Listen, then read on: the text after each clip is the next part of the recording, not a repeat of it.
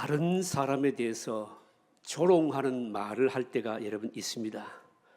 그런데 조롱을 하는 것도 두 가지 종류가 있습니다. 하나는요, 자기보다도 힘없는 사람을 업신여기고 무시하면서 조롱하는 것.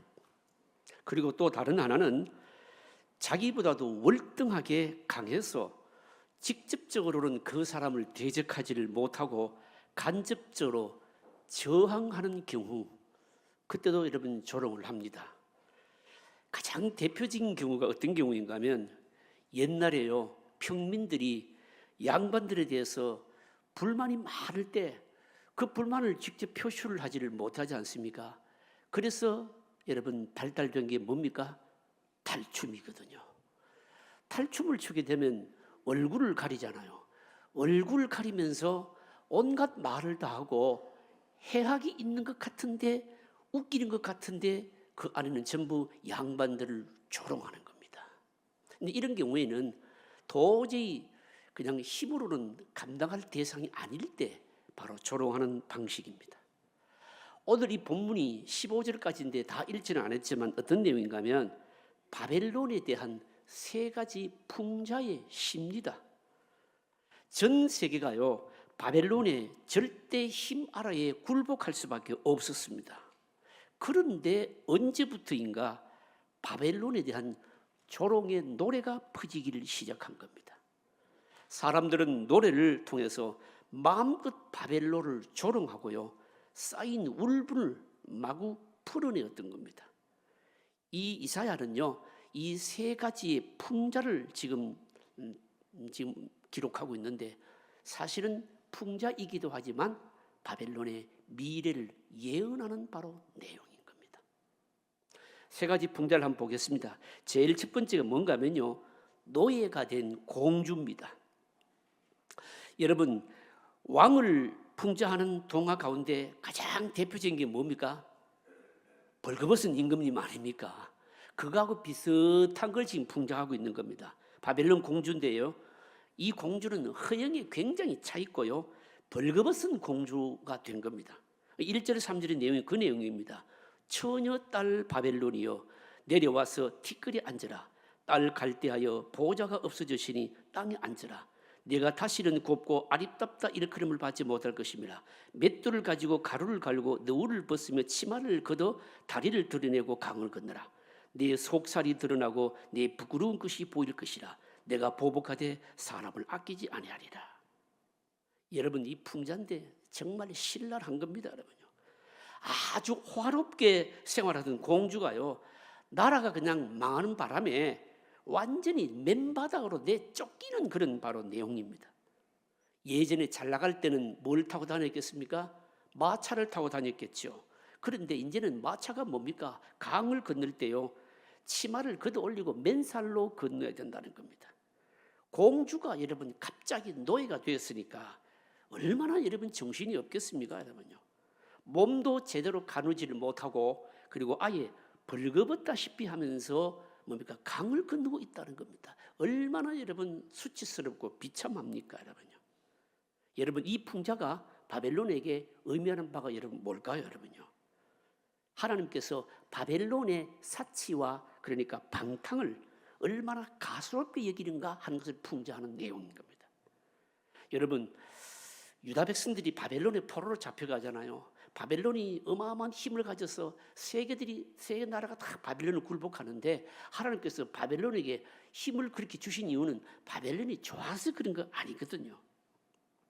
주변 나라가 너무 악하니까 그 나라들을 하나님께서 혼내주시려고, 또 유다 백성들은 훈련시키시려고 바벨론에게 힘을 실어 주신 것이죠.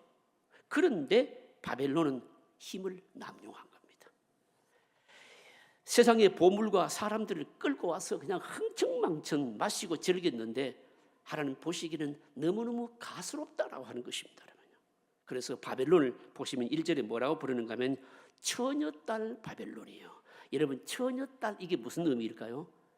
여러분, 처녀딸이라고 하는 것은요, 자기가 잘나고 똑똑해서 그 자리에 있게 된 것이 아니고 아버지를 잘 둔 덕분 아닙니까? 여러분요, 바벨론이 전 세계의 강대국이 된 것은요, 하나님의 덕 때문인 겁니다. 그런데 바벨론은요, 도무지 하나님 앞에서 겸손할 줄을 몰랐다. 이걸 지금 풍자하고 있는 겁니다. 여러분, 우리에게 이 풍자가 주시는 교훈이 여러분 뭘까요? 하나님 앞에서 참 아름다운 게 뭐냐? 겸손이라는 겁니다. 여러분, 어떤 나라나 권력자가 오랫동안 귀하게 사용되려면 하나님의 은혜 안에 참 낮아져야 되거든요. 여러분, 세상에서 제일 비참한 게 뭔가 하면 지위는 높고 재산은 많은데 인품이 따르지 못하는 사람, 그건요, 자기 자신에게 굉장히 여러분 불행한 겁니다. 비참한 겁니다. 왜 그럴까요? 그 사람들이요, 뭐 재물이 있고 그리고 뭐 어떤 직위가 있으니까 겉으로는 뭐 굽실굽실 엎드리는 것 같지만 속으로는 뭐 할까요? 전부 욕하는 거죠. 여러분 얼마나 비참합니까, 여러분? 여러분, 이거는 신앙적으로도 마찬가지라는 거 아니겠습니까? 어떤 사람이 가지고 있는 자기가 생각하는 믿음하고 그 사람이 가지고 있는 은사하고 이게요, 뭐가 좀 일치하면 좋습니다. 그런데 여러분, 가끔 말입니다, 믿음이 전혀 없으면서도 은사를 가지는 경우도 있습니다. 여러분, 그런 경우에는 어떻게 되는가 하면요, 부작용만 잔뜩 남게 되어 있습니다. 하나님이 우리에게 뭔가를 축복하실 때는요, 그 축복에 맞는 믿음을 여러분 갖추어야 되는 겁니다. 그래야 그 주신 것을 잘 사용하고요, 그리고 죄 짓지도 않고요, 남을 시험 들게 하지도 않고요, 그리고 하나님께 주신 것을 가지고 바르게 하나님의 영광을 드러낼 수가 있는 것이죠. 이사야서를 통해서 말씀하십니다. 내가 보복하되 사람을 아끼지 아니하리라. 무슨 말씀입니까? 하나님께서 내리치실 때는 인정사정 봐주지 않는다는 것이죠. 바벨론처럼 자기 분수를 바로 넘어서 날뛴 사람들은 그렇게 된다. 여러분, 공주가 말입니다, 맨살을 드러내면서 여러분 마차를 타고 다니다가 어떻습니까? 이제는요, 맨살로 강을 건너야 되는 이 비참함, 교만하면 그래 된다는 거죠. 여러분, 첫 번째 풍자입니다. 그 다음에 두 번째 풍자는 또 뭔가 하면요, 내 쫓기는 여러 왕국의 여주인입니다. 여러분, 우리가 요즘은 모르겠습니다만 사극을 보게 되면 사극의 내용 가운데 왕비를 폐서인한다라고 하는 말을 하지 않습니까? 왕비를 폐서인한다, 이게 뭔 뜻입니까? 이것은요, 왕비 자리에서 쫓아내서 그냥 왕비가 되기 이전에 사가로 돌려보내든지 아니면 사약을 받아서 죽게 한다든지 그런 뜻이에요.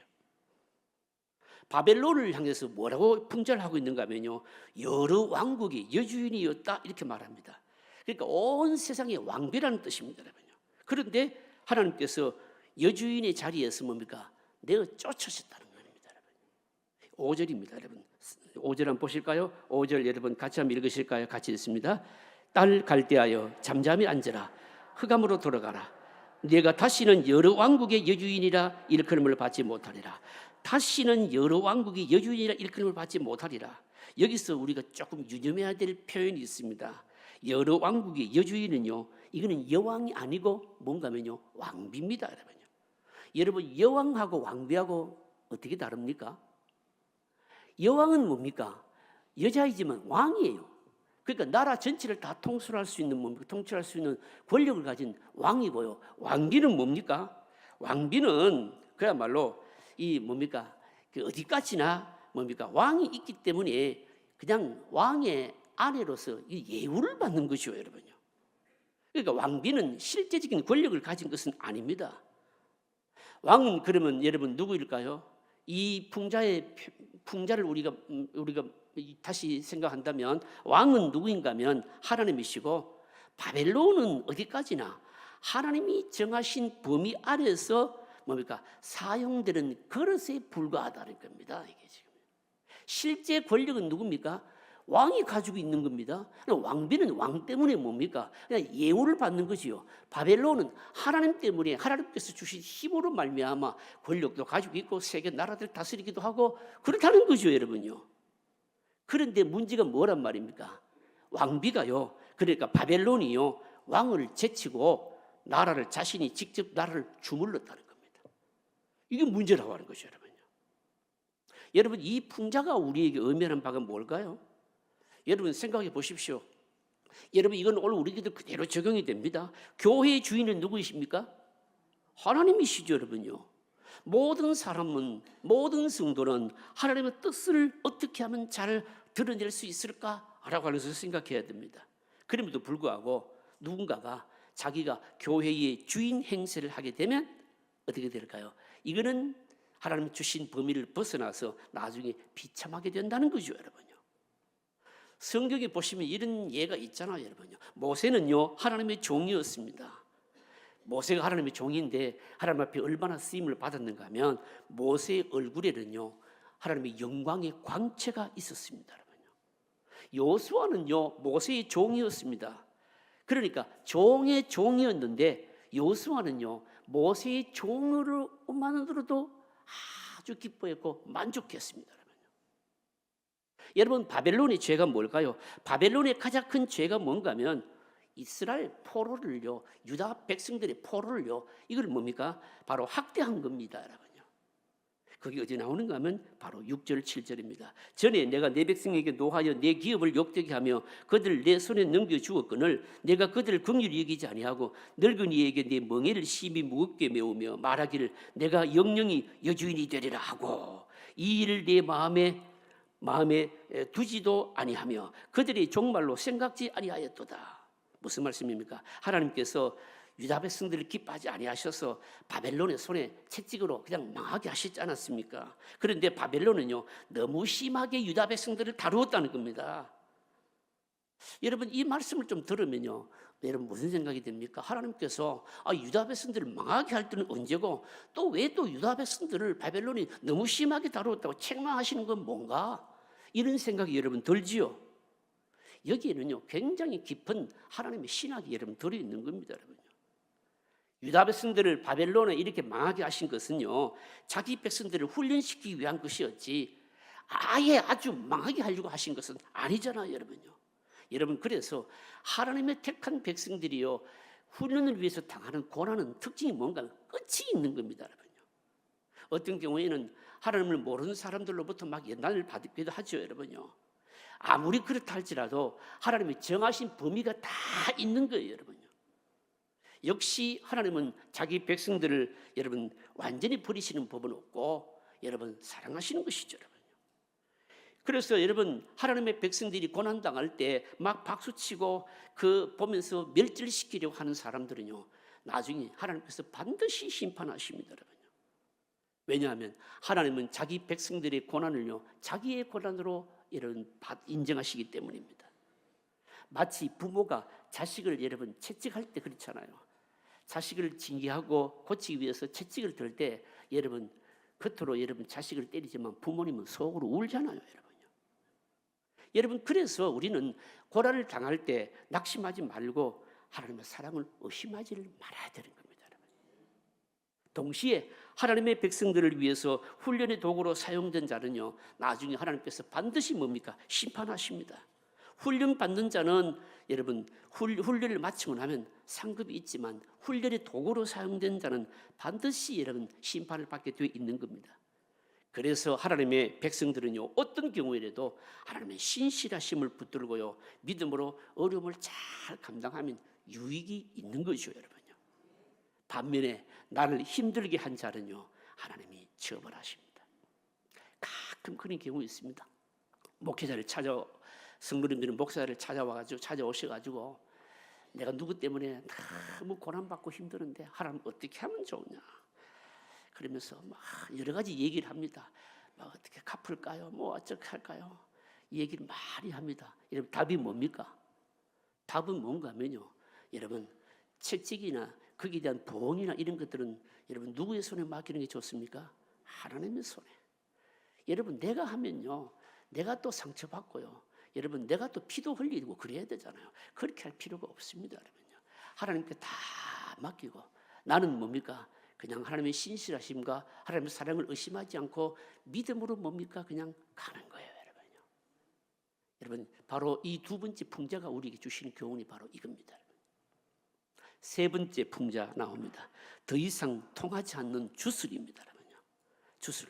바벨론은요, 더 이상 주술이 통하지 않을 것이다 풍자하고 있습니다. 여기 어디에 나오는가 하면 12절 13절입니다. 자, 12절 13절 한번 읽어보실까요? 같이 읽습니다.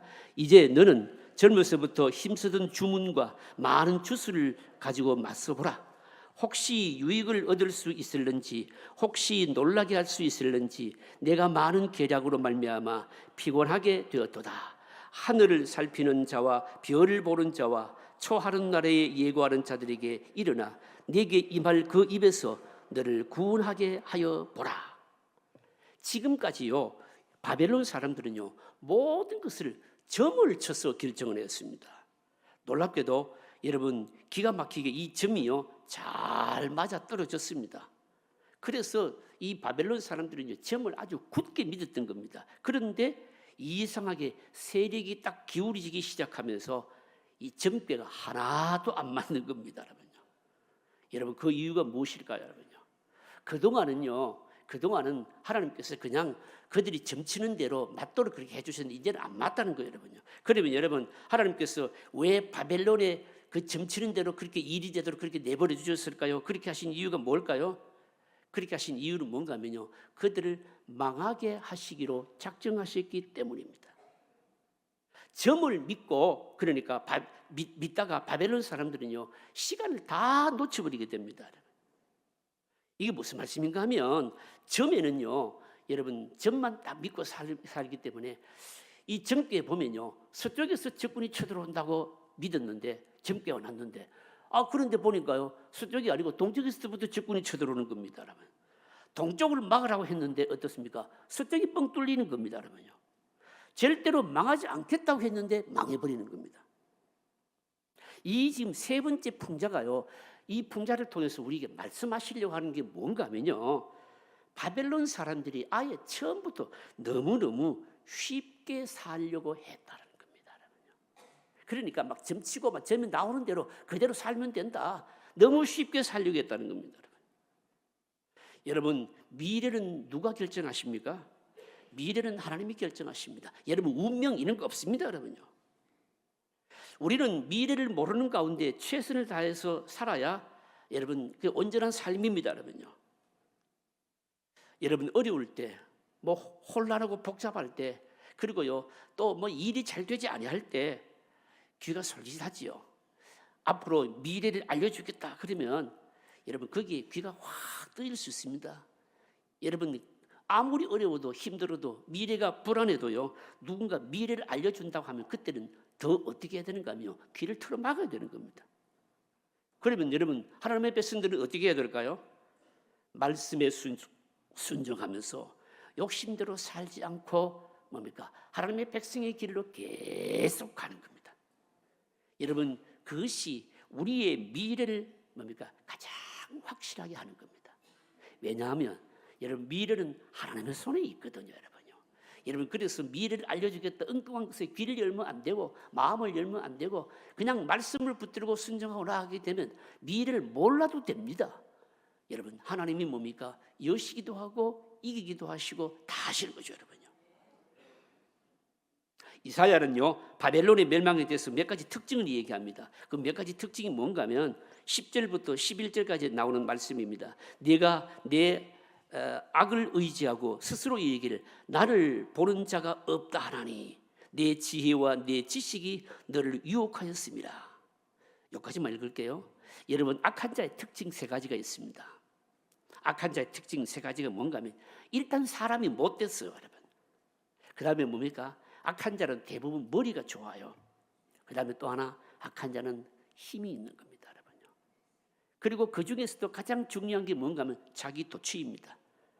자기가 최고인 줄 바로 알고 자기 외에 다른 사람들은요 모두가 다 멍청한 것으로 평가합니다. 바벨론의 여러분 악의 원인도 뭔가 하면 자기 도취였습니다. 그래서 여러분 보시면요 10절의 말씀 보시면요 스스로 이르기를 나를 보는 자가 없다 하나니 나를 보는 자가 없다. 이게 무슨 말씀입니까? 다른 말로 말하자면 나는 내 마음대로 해도 된다. 바로 이겁니다. 여러분요. 사람이요 하나님께 영광을 돌리지 않고 자기 도취에 빠지게 되면 그때부터 특징이 있죠. 뭡니까? 눈에 보이는 게 없는 겁니다. 자기 도취에 빠지게 되면요 상식이 통하지 않고요 대화도 안 되고요 그리고 자기 자신을요 너무 자꾸 대단하게 생각하는 겁니다. 그때부터 여러분 자기 자신이 너무 훌륭하다고 생각하기 때문에 죄를 짓는 끝쯤은 아무것도 아니라고 생각합니다. 자기 도취에 빠진 사람은요, 진실에 눈이 멀고요, 자기를 칭찬하는 사람에게 결국은 다 속겨되어 있는 겁니다. 그래서 바벨론은 뭡니까? 자신에게 파멸이 오는 것을 전혀 알지를 못했던 겁니다. 여러분, 바벨론은 정확하게 여러분 뭡니까? 정직하게 세워진 나라가 아니었기 때문에 사실은 경고하지를 못했습니다. 그래서 하나님의 심판의 불에 초계같이 타게 될 것이라 말씀합니다. 그래서 14절에 보시면 보라, 그들은 초계 같아서 불에 타리니 그 불꽃의 세력에서 스스로 구원하지 못할 것이요. 여러분, 초계가 뭡니까, 여러분? 여러분, 겨울에 말입니다. 바짝 온 천지가 말랐을 때 여러분 불을 붙이면 불이 여러분 금방 붙지 않습니까? 초계라고 하는 것도 여러분 마찬가지입니다. 풀이요 완전히 뭡니까? 말라있을 때 불을 붙이면요 순식간에 번지면서 그냥 확 번지면서 다 타버리는 것이죠, 여러분요. 진실과 정직으로 세워진 성은 불에 타지 않지만 거짓과 위선으로 세워진 이 바벨론은요 한순간에 뭡니까? 타버린다는 것이죠, 여러분요. 여러분요, 이건요 사실은 교회도 여러분 그대로 적용이 되는 겁니다, 여러분요. 여러분, 바벨론은요 그러니까 정직하게 세워진 나라가 아니기 때문에 없어지는 것은 순간입니다. 시간 문제입니다. 여러분, 교회도 마찬가지 아닐까요, 여러분요? 교회가 하나님의 말씀으로 기초부터 튼튼하게 세워져 있으면 여러분 사탄의 분열이 영이 함께 마음껏 틈타지를 못합니다. 거짓 교훈이요 쉽게 여러분 들어오지를 못하는 것이죠. 말씀으로 세워진 교회는요 하나님의 성령의 역사가 보이지 않게 둘러 진치는 것이 있거든요. 그러나 세상 지식과 인간의 방법으로 세워진 교회는요 여러분 이 마귀의 분열이 잘 틈탈 뿐만 아니라 이기지도 잘 못하는 겁니다, 여러분. 여러분, 우리 사회도 마찬가지 아니겠습니까, 여러분요? 여러분, 우리 사회도 보면 똑같습니다. 남의 돈을 가지고 도둑질해서 쉽게 잘 사는 사회는요, 그런 사회는 어려움이 왔을 때 쉽게 무너지게 됩니다. 여러분, 지금 많은 경제학자들이나 사회학자들이 우리나라를 보면서 지금 염려하고 진단하는 것이 여러분 바로 이거죠, 여러분요. 경제학자들이 하는 말이 그렇습니다. 한국의 여러분 기업은요 전 세계에 마술을 부렸다라고 얘기를 합니다. 그 마술이 뭔가 하면 다른 나라에 싼 자금을 들여와서 남의 돈으로 지금까지 다 잘 살았다는 거죠, 여러분.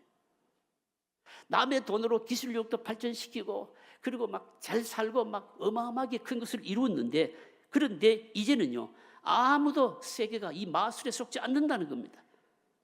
그래서 대부분의 경제학자들은 우리나라 경제가 앞으로 좋은 때는 시대는 다 지나갔고 세계적인 불황에 어려움을 당할 것이다 라고 이렇게 지금 예측하고 내다보고 있죠, 여러분요.